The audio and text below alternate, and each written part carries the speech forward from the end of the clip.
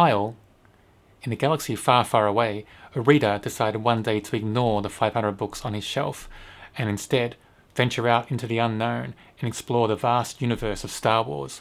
Why? Just curiosity.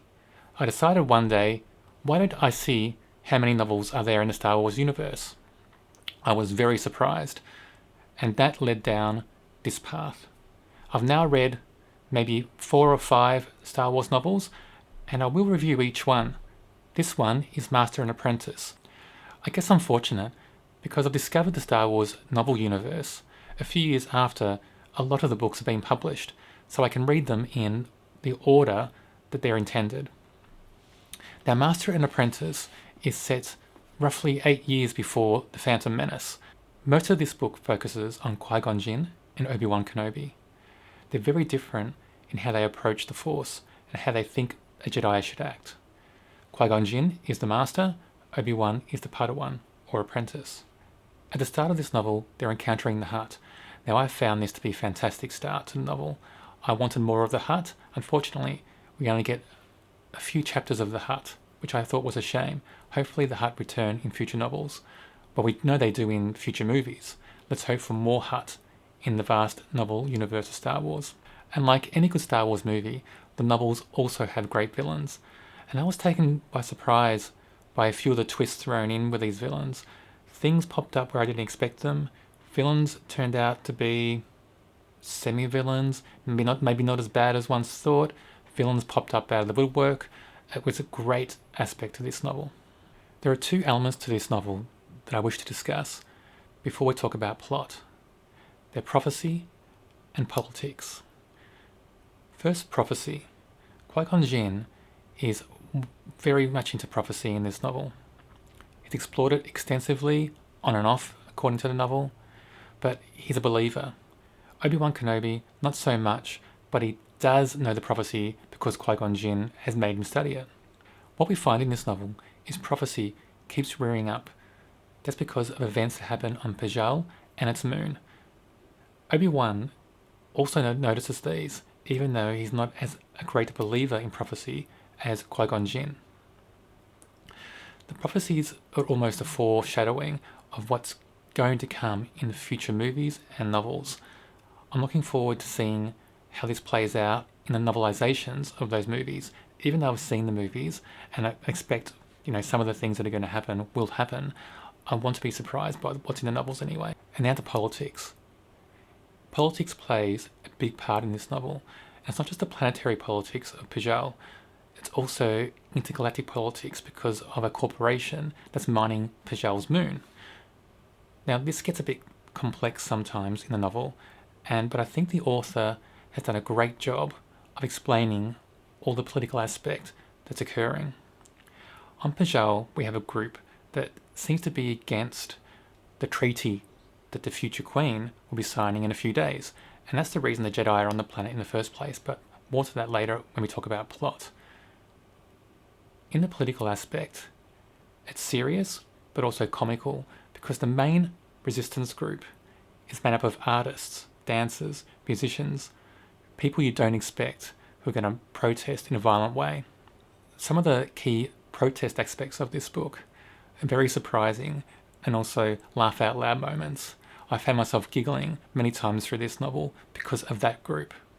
Now I've talked about the prophecy and political aspect of this novel. Let's talk about the plot.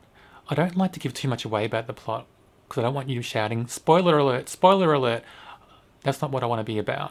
I just want to give you a brief high-level detail of the plot and throw in the most important parts. As I said earlier, the first section of this novel, maybe the first 2-3 chapters, involves the Hutts. Now that was a great introduction. It had a lot of action, a bit of intrigue, a bit of suspense, a lot of thrills.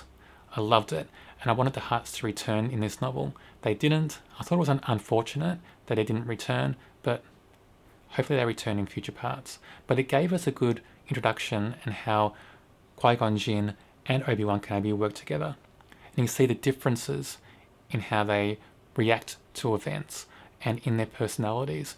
And you can see that, throughout the rest of the novel, those differences may cause conflict. And I thought that was a great setup in this novel.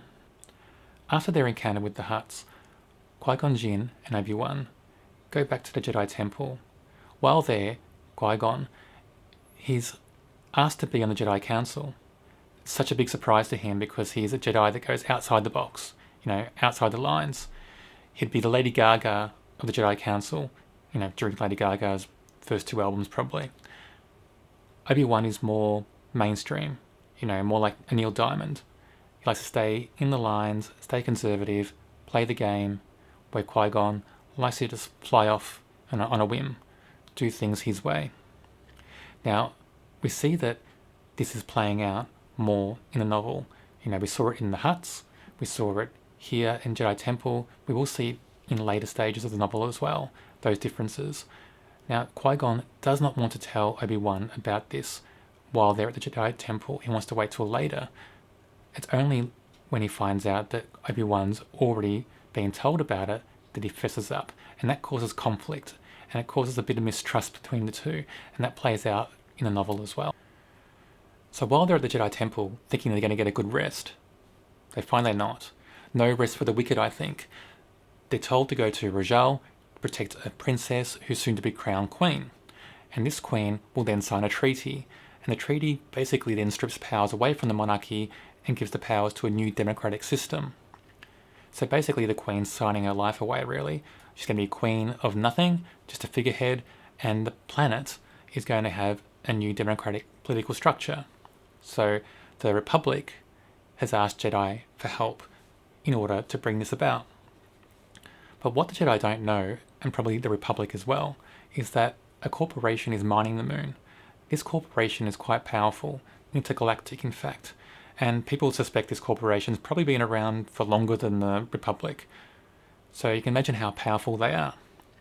In this treaty, we do find out that there are some things that may not go in the planet's favour, and that could be the reason why these protests and these death threats against the princess, soon to be queen, will occur. As we discover all these new things throughout the novel, there's conflict between Obi-Wan and Qui-Gon. It's because they approach the issue and the solution in different ways.